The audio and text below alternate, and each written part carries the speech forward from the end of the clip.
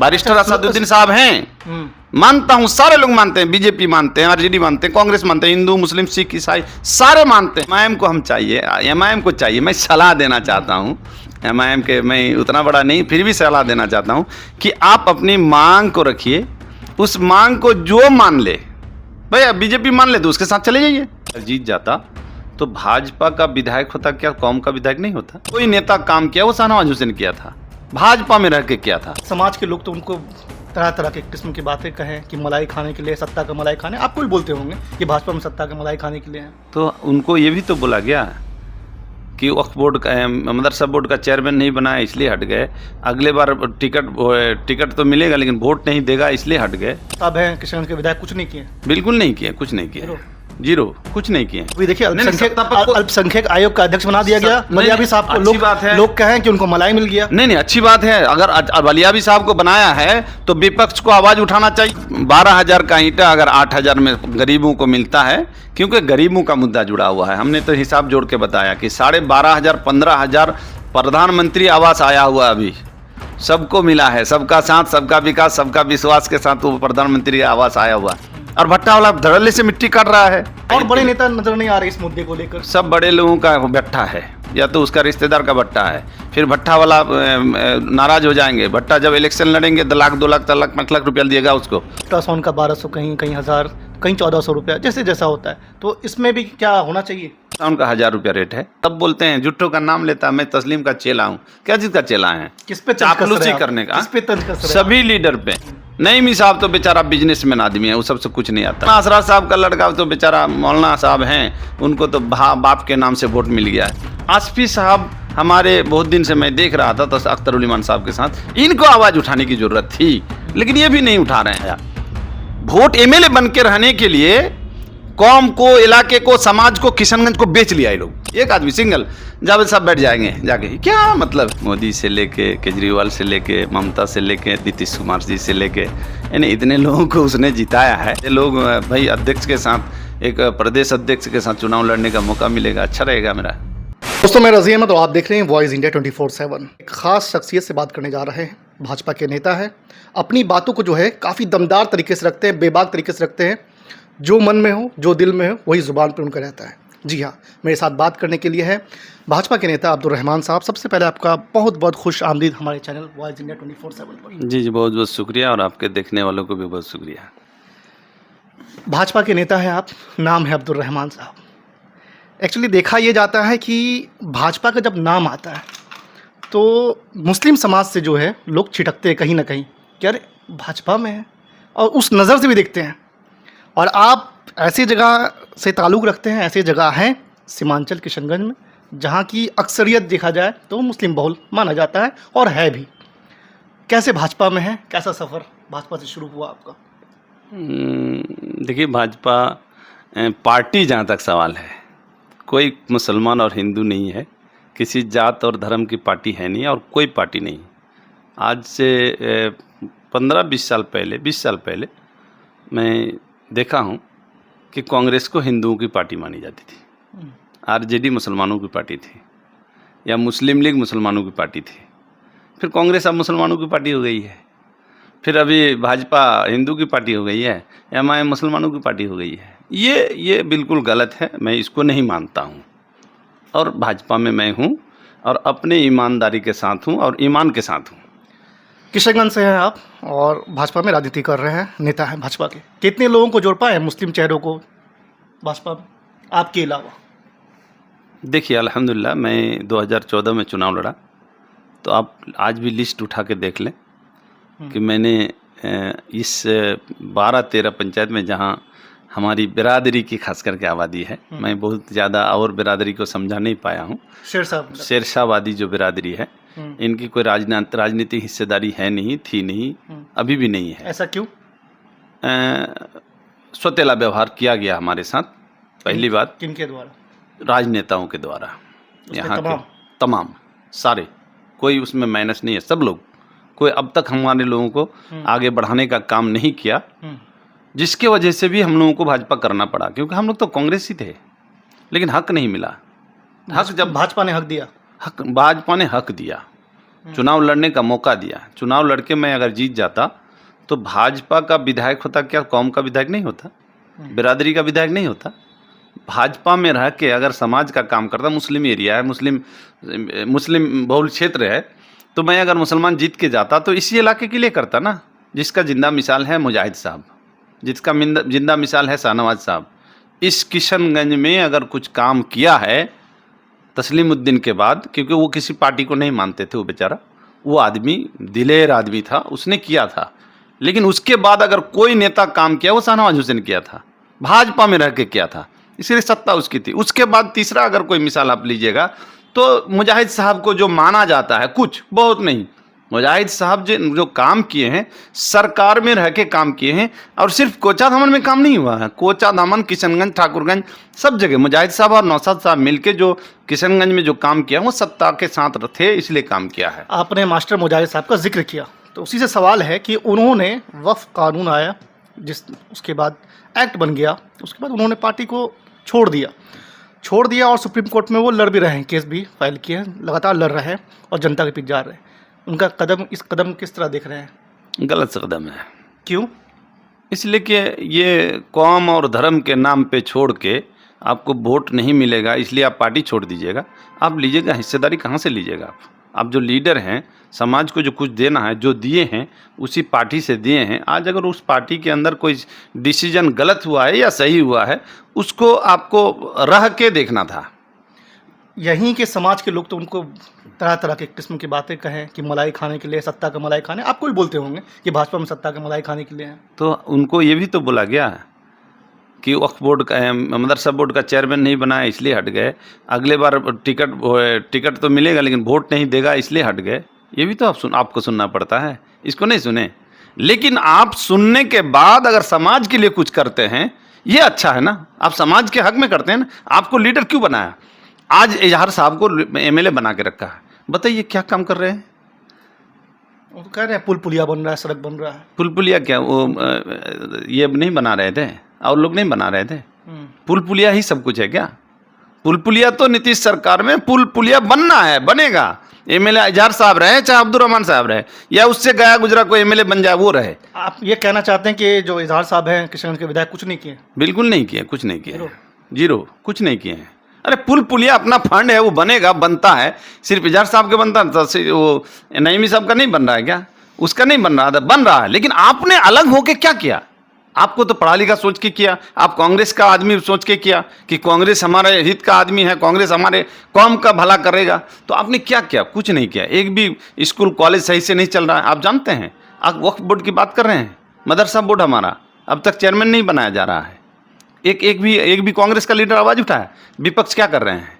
मदरसा board का chairman नहीं बन रहा। सत्ता पक्ष को करना है ना, वो तो क्यों सत्ता? अभी देखिए अल्पसंख्यक आयोग का अध्यक्ष बना दिया गया बलियाबी साहब को। अच्छी बात है, लोग कहें कि उनको मलाई मिल गया। नहीं, अच्छी बात है। अगर बलियाबी साहब को बनाया है तो विपक्ष को आवाज उठाना चाहिए कि बलियाबी साहब आप बने हैं, आप इस कौम के भला के लिए बने हैं, अल्पसंख्यक के लिए भलाई के लिए बने हैं। तो मदरसा बोर्ड में अभी चेयरमैन नहीं है, जिसके कारण मदरसों में 12-13 टीचर होना चाहिए, जहां 2-1 टीचर है, कहीं टीचर है ही नहीं। तो पढ़ाई तो नहीं हो रही है ना। तो इतना दिन से ये जो विपक्ष के लोग हैं, कांग्रेस के लोग हैं, आरजेडी के लोग हैं, एमआईएम के लोग हैं, क्या कर रहे हैं? एक भी आवाज नहीं उठा। उससे बेहतर तो आप ही बोल सकते हैं, आपके अलायंस पार्टनर है, आप बैठ के बोल दीजिए, बलियाबी साहब को फोन कर दीजिए। मैंने बोला है। हाँ। नहीं, मैंने बनने से पहले बोल दिया। मैंने कहा था कि जेडीयू में मुजाहिद साहब से भाग गए और लोग थे, भाग गए, आप बचे हुए हैं सर। मदरसा बोर्ड का मामला है, वो मैंने पत्रकारों से भी कहा था, सवाल करिए हमारे। मैं खुद सवाल किया हूं। मेरा सवाल अल्हम्दुलिल्लाह रहता है, क्योंकि कौम के लिए, जात के लिए, इलाके के लिए, समाज के लिए, देश के लिए काम कर रहे हैं हम लोग, ना कि नाम के लिए, कि नाम तो है ही नहीं हम लोग का और नाम चाहिए भी नहीं। एक दो मोटा मोटी सवाल है आपसे।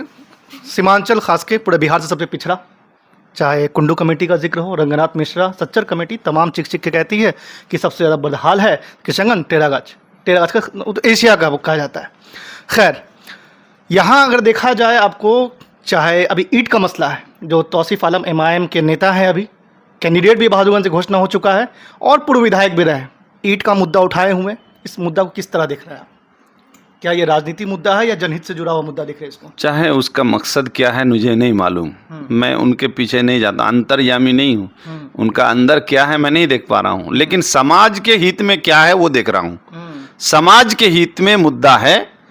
अगर 12,000 का ईंटा अगर 8,000 में गरीबों को मिलता है, क्योंकि गरीबों का मुद्दा जुड़ा हुआ है। हमने तो हिसाब जोड़ के बताया कि 12,500 15,000 प्रधानमंत्री आवास आया हुआ अभी सबको मिला है। सबका साथ, सबका विकास, सबका विश्वास के साथ वो प्रधानमंत्री आवास आया हुआ है। तो ये जो प्रधानमंत्री आवास बनना है तो गरीबों का बनना है। गरीबों का अगर 4-4 हज़ार 1,000 ईंटा में 4,000 बच जाए तो उसी से प्लास्टर कर लेगा, कुछ कर लेगा। गरीब उस घर को बना नहीं पा रहे हैं, अधूरा छोड़ देते हैं। और आप मनमानी ईंटा का दाम लीजिएगा, ये सरासर गलत है। इसमें क्या भ्रष्टाचार देखते हैं? 100% भ्रष्टाचार है। गरीबों को लूटा जा रहा है, सरकार का GST लूटा जा रहा है। ऐसे लोगों को ऐसे लोगों पर FIR होना चाहिए। मिट्टी काट रहा है, एक गरीब आदमी अगर मिट्टी घर से काट के लाता है कहीं से तो उसका ट्रैक्टर पकड़ लेता है, क्यों काटा। और भट्टा वाला धड़ल्ले से मिट्टी काट रहा है। ये जो हमारे जो ये क्या बोलते हैं उसको, माइनिंग, ये चोर है, चोरी कर रहे हैं ये लोग। माइनिंग चोरी कर रहे हैं, GST चोरी कर रहे हैं। आपने एक बार में मिला DM साहब से कंप्लेंट किया आपने? देखिए, तौसीफ साहब आवाज़ उठाए हैं और उनके आवाज़ में हम लोग आवाज़ उठा रहे हैं। उसमें कोई पार्टी साटी नहीं है, गरीबों का। और बड़े नेता नजर नहीं आ रहे इस मुद्दे को लेकर? सब बड़े लोगों का भट्टा है, या तो उसका रिश्तेदार का भट्टा है। फिर भट्टा वाला नाराज हो जाएंगे। भट्टा जब इलेक्शन लड़ेंगे 1 लाख 2 लाख 4 लाख 5 लाख रुपया दिएगा उसको चुनाव लड़ने के लिए, PC खाएगा। इसलिए लोग आवाज़ नहीं उठा रहे हैं और नहीं उठाएंगे। ये गरीबों को सोचना चाहिए कि जो गरीबों के हित में आवाज़ उठाते हैं उनके साथ आपको रहना होगा। एक तो हो गया ईंट वाला, ये क्लियर हो गया। दूसरा जनहित से जुड़ा हुआ मुद्दा ये भी है आजकल कि वही आप जाइए डॉक्टर के यहाँ, अल्ट्रासाउंड हो या फिर ब्लड टेस्ट वगैरह हो, इसमें जो मनमानी रेट है। कोई लोग ज़्यादा ले रहे हैं, कोई लोग कम ले रहे हैं। जैसे अल्ट्रासाउंड का 1200, कहीं 1000, कहीं 1400 रुपया, जैसे जैसा होता है। तो इसमें भी क्या होना चाहिए, एक रेट फिक्स होना चाहिए? हर हाल में रेट फिक्स होना चाहिए, हम लोगों को पता हो। और मैं जहाँ तक समझता हूँ कि हर चीज़ का रेट फिक्स है।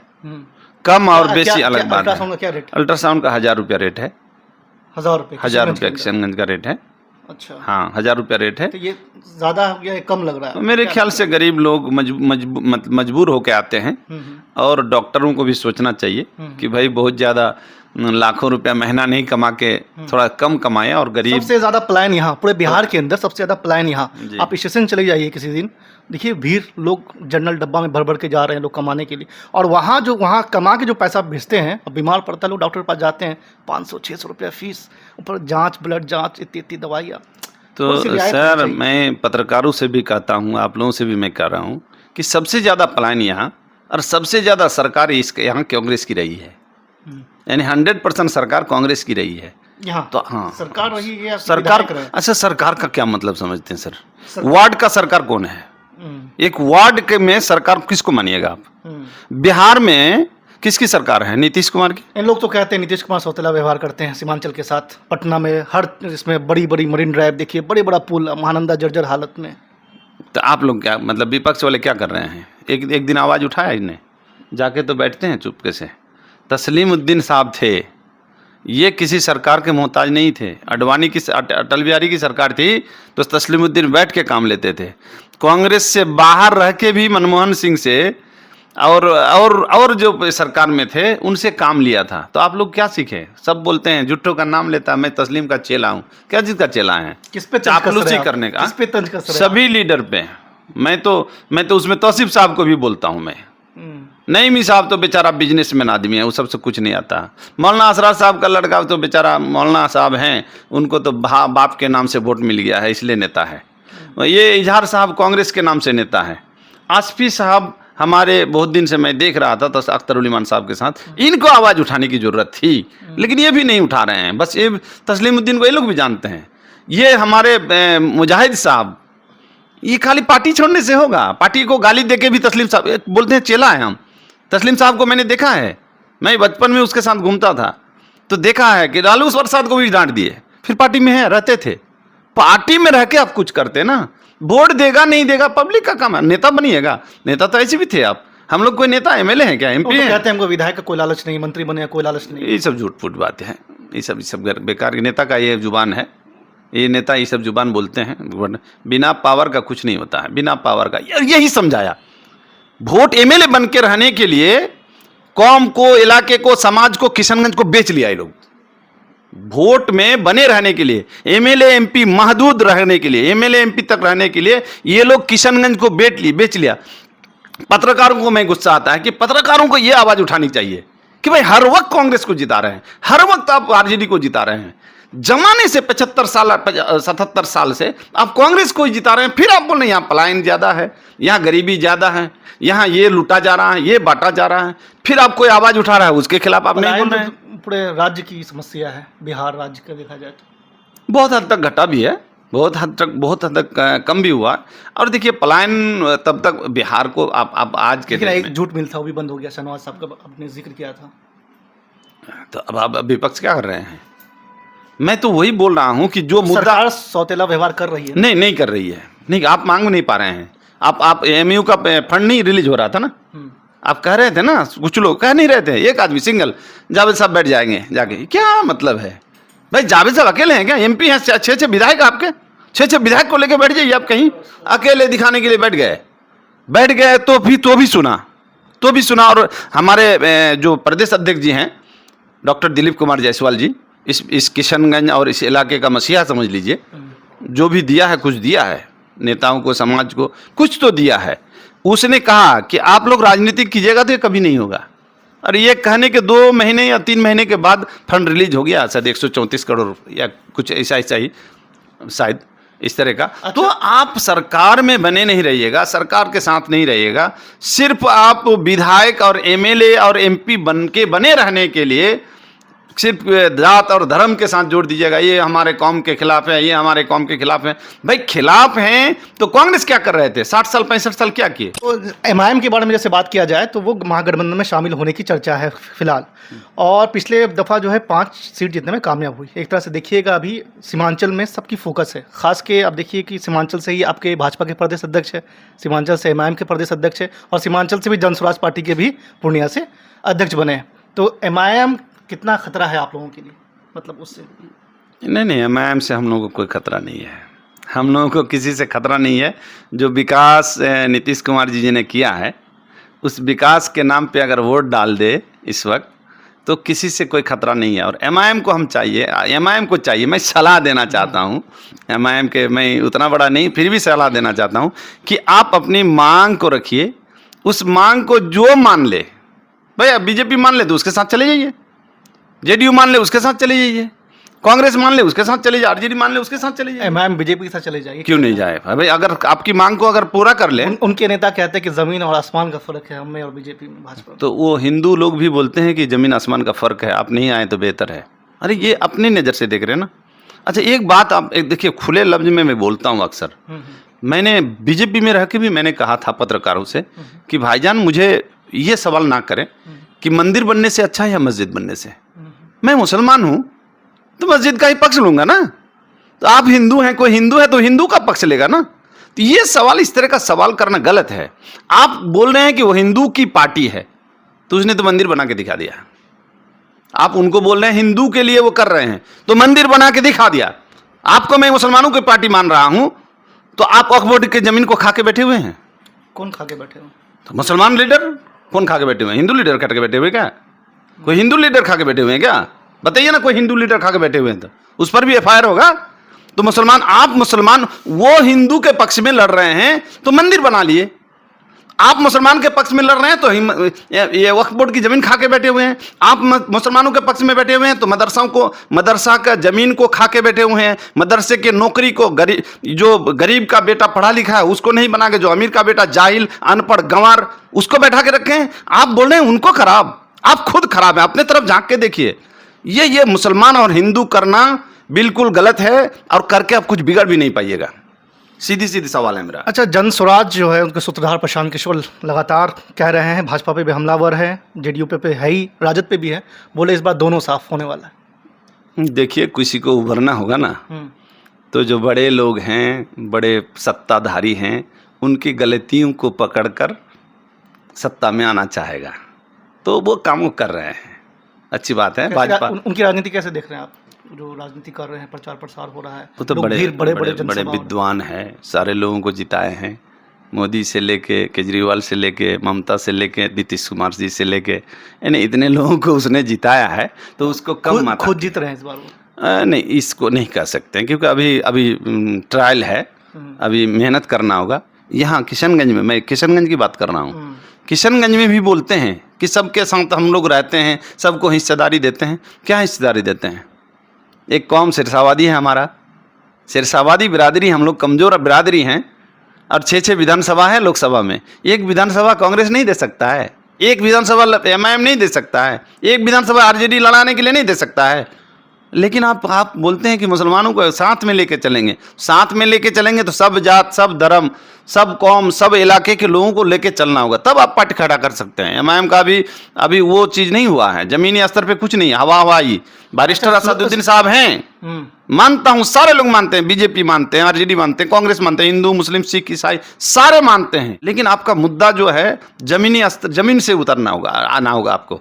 सिर्फ आप मुसलमान करने से नहीं होगा। मुसलमान के साथ आपके जो विद्वान लोग हैं और दलित भी बोलते हैं जय भीम जय भीम, तो लीजिए ना, दलित को साथ में लीजिए ना। लिए हैं बहुत सारे को लिए हैं। कहाँ? नहीं है सर, नहीं है ये मतलब आप बोलते हैं, लेते नहीं है। कॉर्पोरेटर है मेरे, हैदराबाद में है और जगह है। हैदराबाद में है ना, आप यहाँ भी खड़ा कीजिए ना। आपने तो कहा था कि मैं किशनगंज में बहुत कुछ करूँगा, तो 4 विधायक भाग के चले गए। या तो छोड़ देना था या तो कुछ करके दिखा देना था अब तक अपने स्तर से। जैसे माता गुजरी मेमोरियल है ना, माता गुजरी, इस तरह का एक संस्था आप भी यहाँ बना देते। अब बुखारी यूनिवर्सिटी बन रहा है ना, मतीउर रहमान साहब बना रहे हैं ना, इस तरह का एक बना देते ना, अब तक नहीं बनाए ना। आखिर में खबर यह है कि आप विधानसभा की तैयारी कर रहे हैं, चुनाव लड़ना चाहते हैं कुछ ज्यादा उनसे? नहीं, मैं तो 2 बार लड़ा हूँ बीजेपी से। इस बार 2025। और इस बार टिकट देने से मैं लड़ूंगा इंशाल्लाह। टिकट देने से मैं चुनाव लड़ूंगा और जम के लड़ूंगा, दावेदारी के साथ लड़ूंगा और हक के साथ लड़ूंगा। जो गलती हैं, चाहे वो हमारे पार्टी की हो, किसी पार्टी की। सुनने में तो आ रहा अख्तर इमाम साहब कोचाधामन से चुनाव लड़ेंगे। अच्छी बात है, आना चाहिए। बड़े लोग भाई, अध्यक्ष के साथ, एक प्रदेश अध्यक्ष के साथ चुनाव लड़ने का मौका मिलेगा, अच्छा रहेगा मेरा। अच्छा। और मैं चाहता हूँ कि बड़े लोग चुनाव लड़ें, जिसके साथ मुकाबला हो, और उनकी कमी को मैं गिनाऊँ और हमारी कमी को वो गिनाएं, नहीं गिना सकते हैं। चलिए दोस्तों, तो हमारे साथ भाजपा के नेता अब्दुल रहमान साहब थे। उन्होंने अपनी तमाम बातों को बेबाकी तरीके से रखा और उन्होंने कहा कि कांग्रेस हो चाहे राजद हो, जिनकी सरकार रही है, उनकी वजह से जो है सीमांचल आज इस मुकाम यानी बदहाली के मुकाम तक पहुंचा है। आपकी क्या राय है इस तमाम बातचीत पर? अपनी राय कमेंट बॉक्स में ज़रूर रखें। जय हिंद।